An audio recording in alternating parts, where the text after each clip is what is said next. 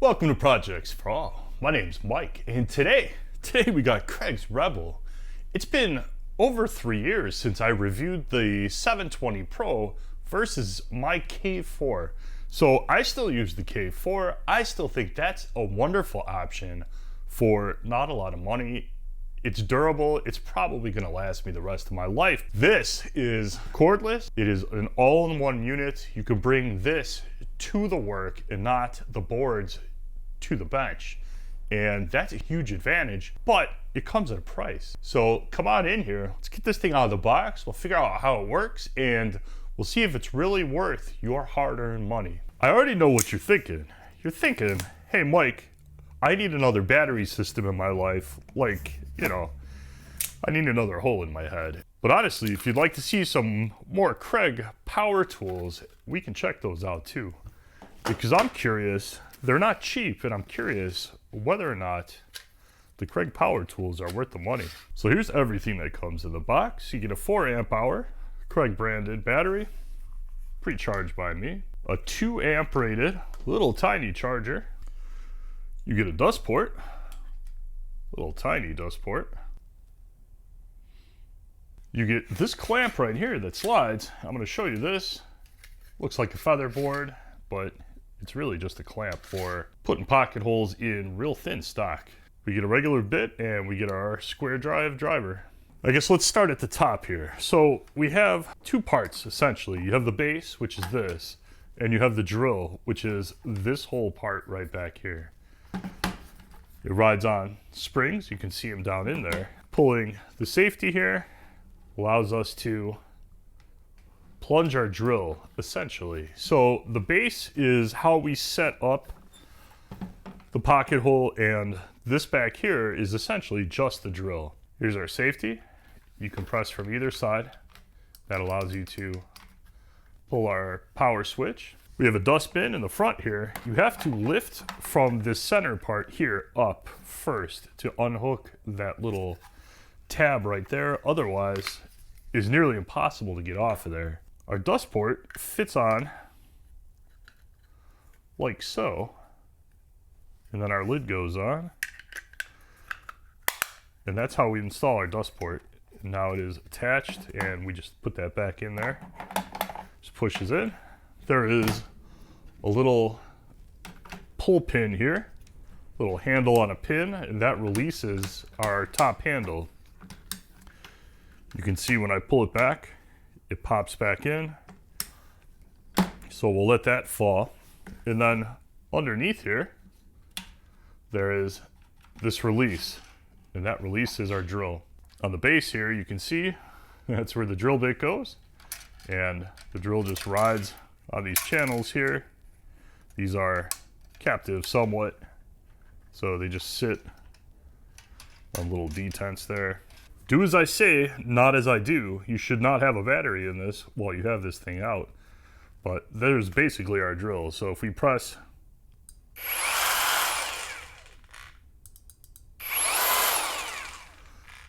that's how the whole thing works.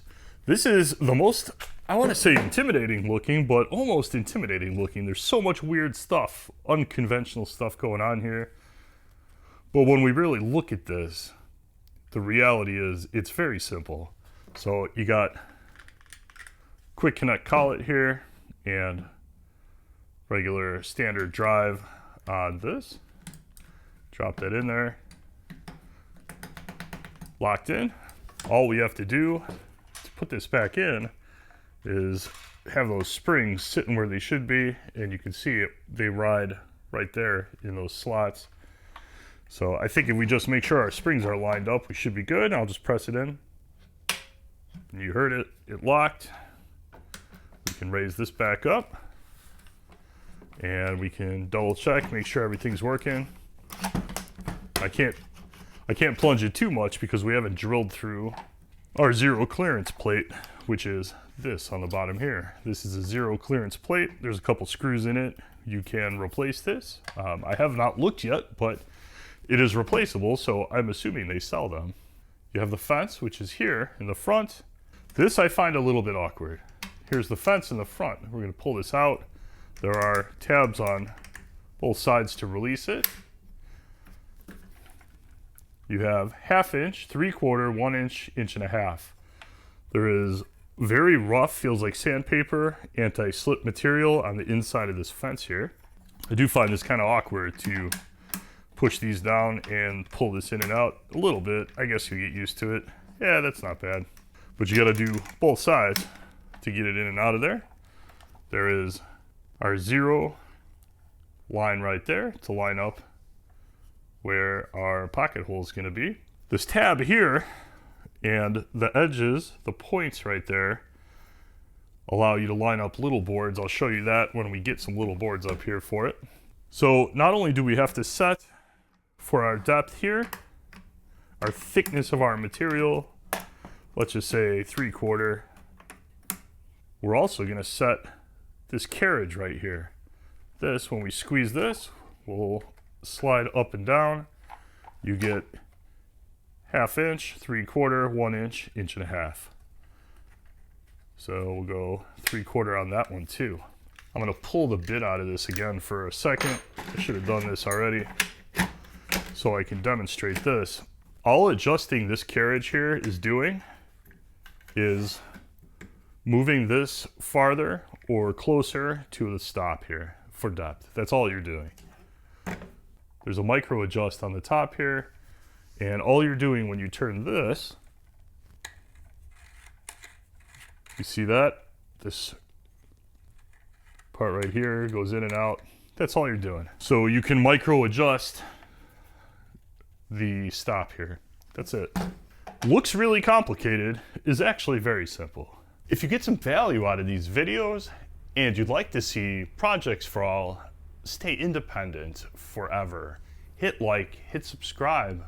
Check me out on social media if you have questions or you'd like to chat. Social media links are down in the description, but that is the only way that this channel earns revenue to buy $350 pocket hole tools. So hit me up, hit like, hit hype. There's a hype button down there. That helps a lot too. Thank you so much for supporting the channel. Let's show you this real fast. Pretty simple stuff. Screw holes in case you want to screw it down. This little board is 2 5/16. I think this is even intended more for smaller boards. But we're going to clamp one side. I spun the table around so I could use this clamp on here. So there we are. We'll clamp one side. We're going to measure right here. We'll put the board in and clamp this side. Slide our board in there. A little bit past it says, and it's actually fairly secure. So now we can take our fence, put it on there, drill our holes right on the table there. It's a very simple, fast, and easy way to clamp a small board to the table. Simple, cheap, and effective. And we'll give it a shot now. Let's drill some holes in it. This board is 3/4 inch thick. It says a little bit past here. We have the machine set up, the fence set up for 3/4 inch. And we also have the stop here at 3/4 inch. Let's just run a pocket hole and see what happens. Not really worried about the positioning. We're just doing this just to see. So I'm gonna push this handle. This handle is made to rock. So once you have it pushed forward, where it moves and it stays forward, it tells you in the instructions that this is enough pressure to hold it. So we're gonna hold this, we'll start our drill, and we'll drill a pocket hole. Let's see what happens.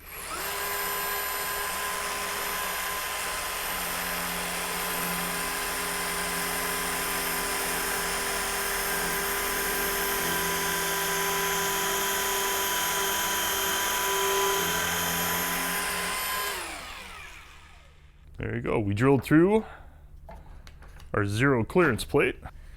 Got a decent looking pocket hole there. There are 2 different offsets here set up into the front of this thing just so you can easily reference.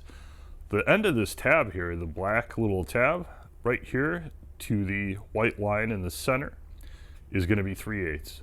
So you can offset if you have a real thin board, you want to offset 3/8. 3/8. The little edge here, this little edge, this little ledge right here is 1 inch offset. So if you line it up there where the edge of the board is right at that little point, we should have 1 inch right there. Depending on what size board you're using, or you want an easy quick reference point, you get 3/8 and 1 inch on the front of this thing. But let's try 1/2 inch plywood. Let's see what happens. Just slap it on there. I got it clamped down. I applied the little foot just on this side here because it was teetering a bit, and we're off the material.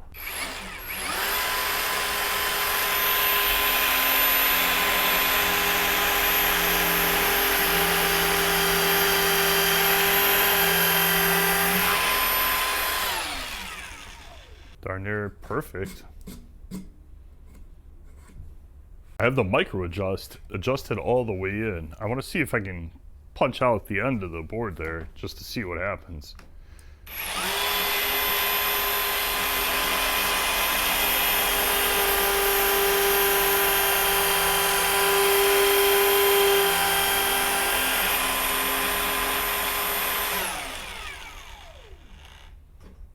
And there I punched out the end of the board on that one. Darn near perfect. If you're gonna set this up on a skinny board like this, it's gonna teeter. If you want more stability, you can press the buttons on the back here and deploy these little feet, and they will give you a lot more stability. Now, it doesn't want to teeter. Put the feet back in, you press the button again. There you go. So far so good, I'm pretty impressed. This is 3/4 inch hickory. It is about as hard as it gets. We'll use our little nifty clamp again. We'll reset this to 3/4.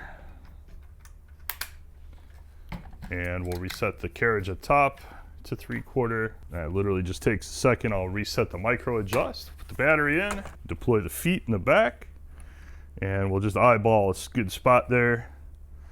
And let's see how it does on some serious hardwood.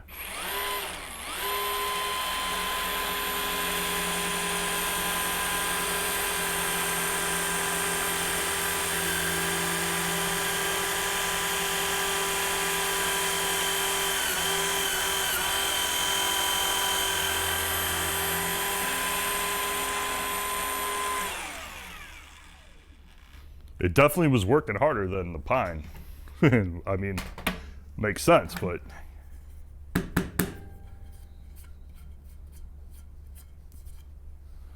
there you go.